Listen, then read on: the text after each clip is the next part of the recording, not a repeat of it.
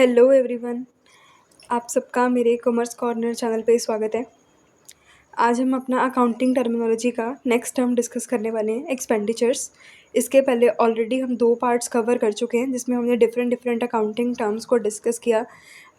अब हम next term को डिस्कस करेंगे जो है हमारा एक्सपेंडिचर एंड उसके डिफरेंट डिफरेंट टाइप्स। सो इसको स्टार्ट करते हैं, जिसे अच्छे से समझते हैं। सबसे पहले अगर हम एक्सपेंडिचर को समझें तो एक्सपेंडिचर का क्या मतलब है।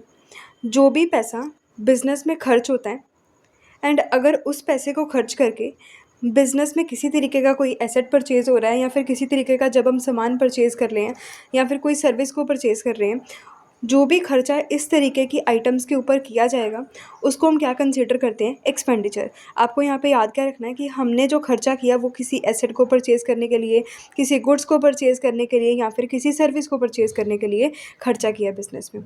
अच्छा, तो हमें ये 3 कैटेगरी से हम ये समझ पा रहे हैं कि अगर तो एसेट्स पे खर्चा हुआ तो वो खर्चा तो दैट मीन्स बिज़नेस को लंबे टाइम के लिए बेनिफिट देगा। अगर एसेट मतलब क्या था, कोई भी ऐसी चीज़ जो हमें लंबे टाइम के लिए बेनिफिट प्रोवाइड करे, like machine, land, building, furniture, ऐसा सब आइटम्स। अगर मैंने इसको परचेज़ किया तो वो तो मुझे प्रोवाइड करेगा फिर लॉन्ग टर्म बेनिफिट, जो कि नॉर्मली 1 ईयर से ज़्यादा के लिए होता है। एंड अगर मैंने किसी गुड्स को परचेज़ किया या फिर मैंने कोई सर्विस को परचेज़ किया, गुड्स मतलब मैं जिस भी सामान में डील कर रही हूँ। अगर मेरी कपड़े की शॉप है तो कपड़े मेरे लिए गुड्स हैं, वो मेरा स्टॉक है। अगर मैंने उन आइटम्स को परचेज़ किया तो वो मुझे शॉर्ट टर्म के लिए बेनिफिट प्रोवाइड करेगी, जब मैंने उस सामान को सेल कर दिया तो उसका बेनिफिट ख़त्म हो जाएगा। तो दैट मीन्स वो मुझे अप्रॉक्सीमेटली 1 ईयर के आसपास का बेनिफिट प्रोवाइड करते हैं। अगर हम इसके बेसिस के ऊपर अपना एक डिफरेंट डिफरेंट टाइप्स को डिस्कस करना चाहें, 1 मिनट। आपका जो एक्सपेंडिचर है वो टेबल में दिख रहा है कि 3 तरह का है। एक आपका कैपिटल एक्सपेंडिचर है, दूसरा आपका इसमें क्या है, रेवेन्यू एक्सपेंडिचर है, एंड उसके बाद है हमारा कौन सा वाला पार्ट, डेफर्ड रेवेन्यू एक्सपेंडिचर। इसको डिस्कस करते हैं।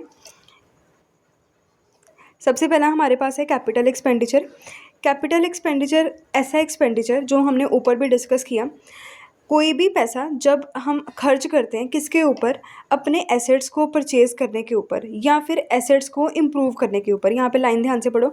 अमाउंट जो खर्चा किया जा रहा है वो या तो मैं एसेट को परचेज़ करने के लिए कर रही हूँ या फिर मैं क्या कर रही हूँ, अपने एसेट को इम्प्रूव करने पे खर्चा कर रही हूँ।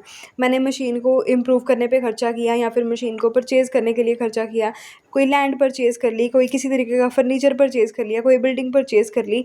ये सारी की सारी एग्जाम्पल्स आपकी किस में आती हैं, कैपिटल एक्सपेंडिचर में। दैट मीन्स ये वाला जो खर्चा है वो बिजनेस में बार बार नहीं किया जाएगा, ये आपका नॉन रेकरिंग नेचर का खर्चा है। नॉन रेकरिंग ऐसी चीज़ें जो बार बार रिपीट नहीं होती।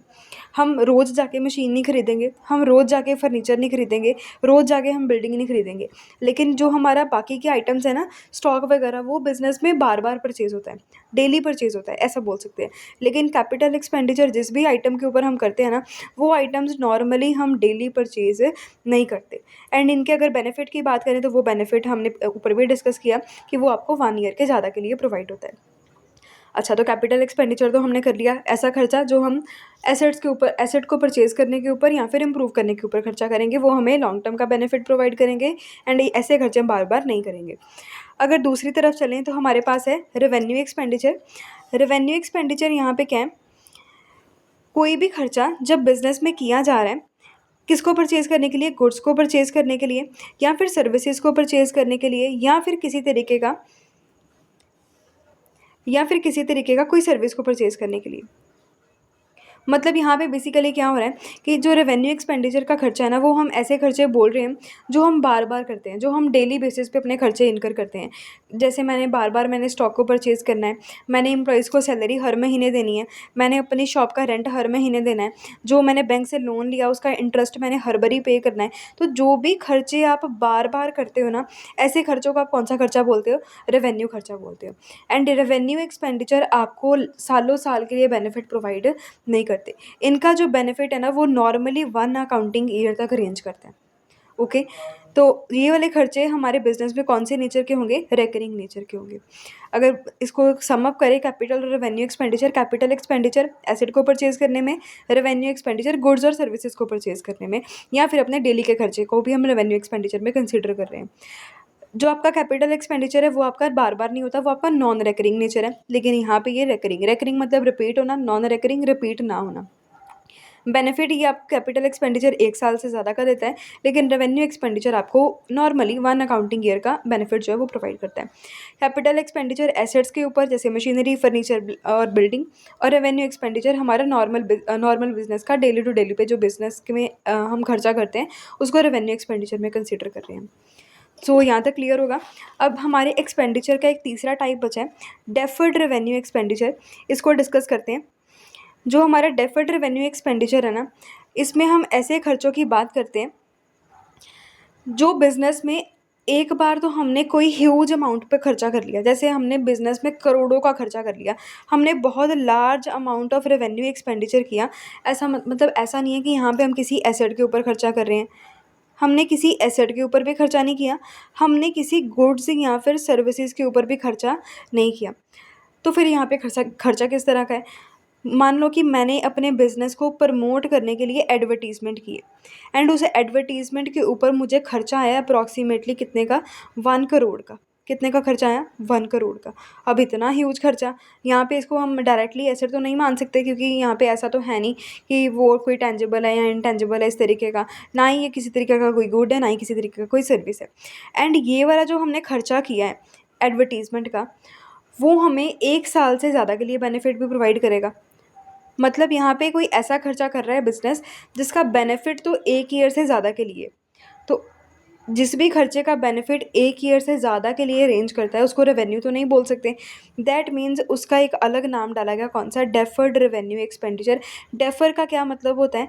हम इसका बेनिफिट फ्यूचर, डेफर वर्ड जो है ना यहाँ पे फ्यूचर को डिनोट करता है, मतलब ऐसा रेवेन्यू खर्चा जिसका बेनिफिट फ्यूचर में आने वाले कुछ ईयर्स तक रेंज करेगा। ओके, तो यहाँ पे मान के चलो large amount of revenue expenditure spread over more than 1 year. यहाँ पे ये रेवेन्यू एक्सपेंडिचर क्यों लिख रहे हैं? क्योंकि यहाँ पे जो खर्चा हम कर रहे हैं ना वो हम किसी एसेट वगैरह के ऊपर नहीं कर रहे, तो हम इसे अपना रेवेन्यू एक्सपेंडिचर मान के चलते हैं। हमने कोई बड़ा अमाउंट का रेवेन्यू खर्चा किया जिसका बेनिफिट जो है ना वो बिज़नेस में ज़्यादा टाइम पीरियड, मतलब 1 ईयर से ज़्यादा के लिए, जो हम एडवर्टीज़मेंट पे 1 साल खर्चा करते हैं उसका बेनिफिट 1 साल के अंदर ख़त्म नहीं हो जाता। वो एडवर्टीज़मेंट हमें कुछ साल, 2 साल 3 साल तक बेनिफिट प्रोवाइड करती है। और ये उन्होंने बोला कि जो हम कैटेगरी कर रहे थे यहाँ पे कि कौन सा खर्चा रेकरिंग है, कौन सा खर्चा आपका नॉन रेकरिंग के कैटेगरी में आता है। तो अगर हम डेफर्ड रेवेन्यू एक्सपेंडिचर की बात करें तो वो आपका ना ही नॉन रेकरिंग में आता है, ना ही वो आपका रेकरिंग नेचर में आता है। तो फिर ये किस में आता है? हम इसको special category of revenue expenditure consider करते हैं। अगर इसके बेनिफिट की बात करें तो वो आपका 1 ईयर के ज़्यादा के लिए होता है। उसके बाद एग्जांपल्स में हमने ऑलरेडी एक एग्जांपल की एडवर्टीजमेंट एक्सपेंडिचर के ऊपर, या फिर जो भी हम प्रमोशनल कैंपेन्स करते हैं, मतलब अपने बिजनेस को प्रमोट करने के लिए जो करोड़ों का खर्चा करते हैं उसको भी हम डेफर्ड रेवेन्यू एक्सपेंडिचर पे कंसीडर करते हैं। सो कैपिटल एक्सपेंडिचर एसेट का खर्चा, रेवेन्यू एक्सपेंडिचर डेली का खर्चा, डेफर्ड रेवेन्यू एक्सपेंडिचर ऐसे वाले खर्चों का एक स्पेशल टाइप जिसका अमाउंट बहुत बड़ा है एंड उसका बेनिफिट भी हमें मतलब रेवेन्यू की तरह 1 साल नहीं, 1 से कुछ ज़्यादा साल के लिए मिलेगा। लेकिन वो हमारा ऐसा भी नहीं कि कोई परमानेंट तरीके का एसेट बन गया, जैसे मशीन, लैंड, वो तो एक बार खरीद लिया तो हमारा मतलब कितने लाइफ टाइम का एसेट बनता है वो, लेकिन एडवर्टीजमेंट वगैरह हमारा लाइफ टाइम का एसेट का पार्ट नहीं होता। सो ये था हमारा एक्सपेंडिचर, उसका मीनिंग एंड उसका benefit short term, long term, and हमने 3 टाइप्स को डिस्कस किया। अगर आपको डिफरेंस आता है एग्जाम में तो आप इस डिफरेंस को वहाँ पे इंक्लूड कर सकते हो। आई होप यहाँ तक समझ आया होगा। अगर किसी तरीके का कोई डाउट है तो नीचे आप कमेंट में ज़रूर मेंशन करें, हम उसको क्लियर करेंगे।